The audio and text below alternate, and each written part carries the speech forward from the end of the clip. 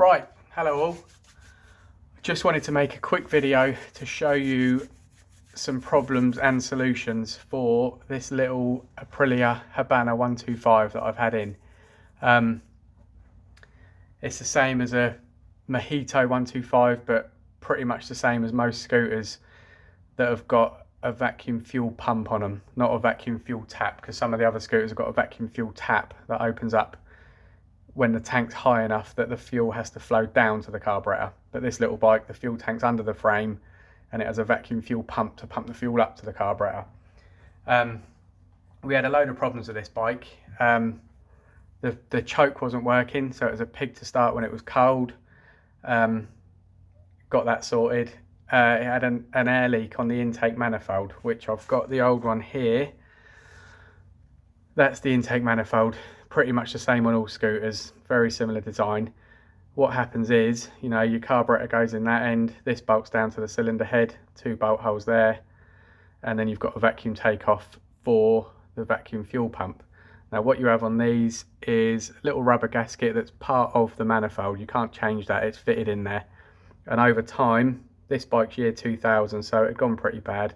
That rubber should sit proud of the metal, which this one doesn't anymore. It's just got old and gone flat.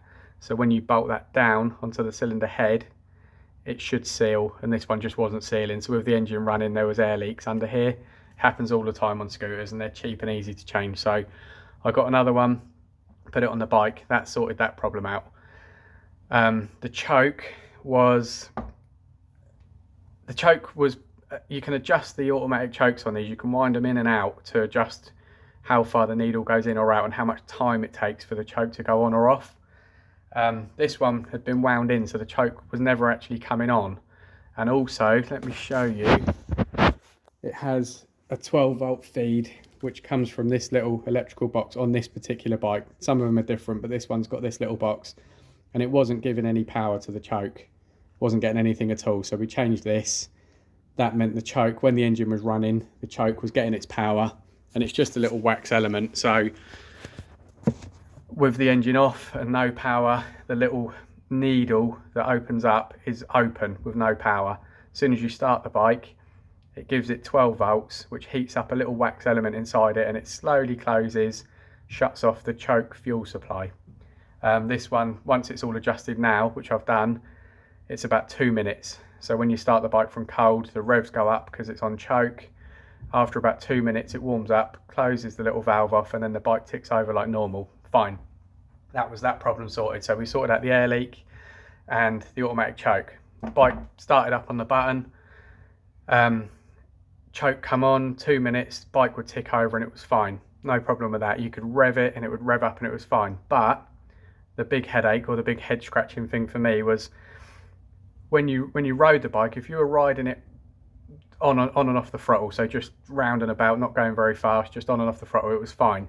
But as soon as you got it out on the road and you opened it up, full throttle, half throttle kind of thing, throttle open, it would run out of fuel. So the vacuum fuel pump wasn't working properly. I took the vacuum fuel pump off. This is the old one here. All it is really simple. You have your fuel going in this one here, fuel feed from your tank. Say the tank is below the level of the carburetor, so this sits quite far down in the frame. Fuel gets fed into there. There's a takeoff there that goes out straight to your carburetor. That's all it is. Then you've got your vacuum pipe here, which connects to your inlet manifold. That's your little vacuum takeoff on there, joins up to that. When the engine's running, there's a diaphragm inside here, which with the vacuum it pulses. When the engine's running, it's like a pulse of vacuum, and all it does is there's a little diaphragm in there and it flaps it back and forward, and that flapping sucks the fuel up and pumps it out. That's all it is. It's really simple, and there's, you know, as long as it's working okay, there's nothing much to go wrong with it. This was the original one on the bike, and I opened it up. There was 4 screws in it, and the bike's a year 2000, so it's quite old. And when I opened this up, the little sort of diaphragms in there were pretty worn and pretty old. It was time for a new one. So got one from Racing Planet. It wasn't exactly the same as this. It was an aftermarket one. It was a round plastic one, but it was all in the same position. The bolt holes were exactly the same, the spacing, so it bolted straight on. and then the takeoff pipes were all exactly the same. It was a straight fit, you know. So put it on. I had the bike set up so it was running on a temporary fuel supply. I've got a bottle on the back of the bike with fuel going straight into the carburetor, so I know the carb's getting a good supply of fuel. And then with this all connected, the fuel pipe that goes up to the carburetor, I just had it running into a little container so I could see what was coming out of it. Put it all back together, started the bike up. On tick over, I was getting fuel going into the container. A small amount of fuel, but enough to make it run, so it was dribbling out. Again, even with the new pump, as soon as I opened the throttle, the fuel stopped coming out. So there was a problem. Loads of head scratching, I couldn't figure it out. I could suck on the pipe, the vacuum pipe, and I could make fuel come out of it. So I knew it was a problem with vacuum or something or other.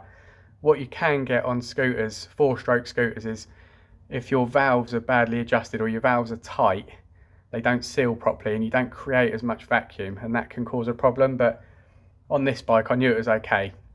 I'd done a compression test before and it was about 180 psi, so plenty of compression, plenty of vacuum as well. I was going around in circles trying to figure it out, but eventually I've gone back to the inlet manifold, took the carb off again, took the inlet manifold off. Similar looking to this one, same looking as this one really. It was bought for that bike, so you know it should be the same. And I blew on there. I mean, previously I'd put a vacuum gauge on here on the new manifold that was on the bike. Put a vacuum gauge on there and it was pulling a vacuum, so I knew there was vacuum there. When I took it off again, I blew on here. That's free flowing on there, but on the one that's on the bike, it was restricted. It wasn't as much. I couldn't blow as much air through it. Looking at it closely on the other one, when you look in there, that's about a 3.5mm hole in there. When I looked at the new one that I'd bought, it was restricted in there. The hole had gone down to about 1mm, like a pinhole. It wasn't enough, and that ended up being the problem that was causing it. So all I did was got a drill bit the same size as that, 3.5mm drill bit, put it in there, put it in the vise, put it in there, and I just drilled straight through to drill out the restriction of it.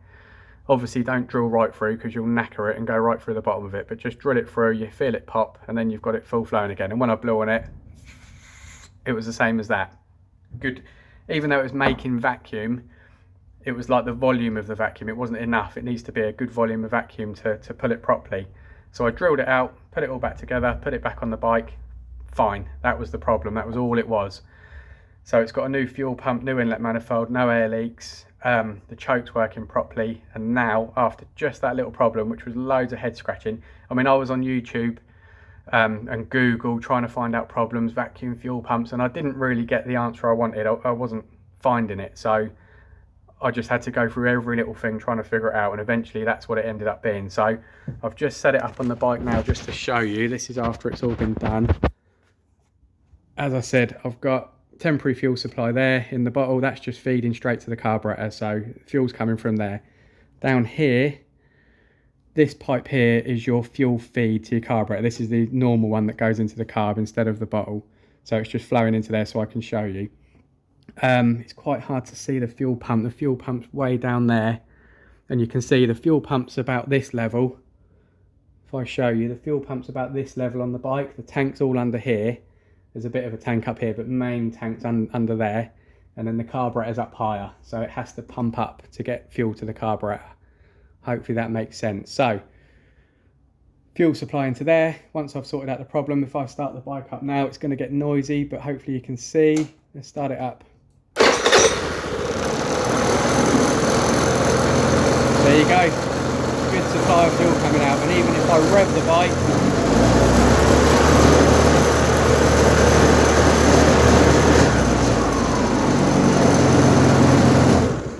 plenty of fuel coming out. You can see in that container how much has come out just from that little start there. What was that, 10 seconds if that?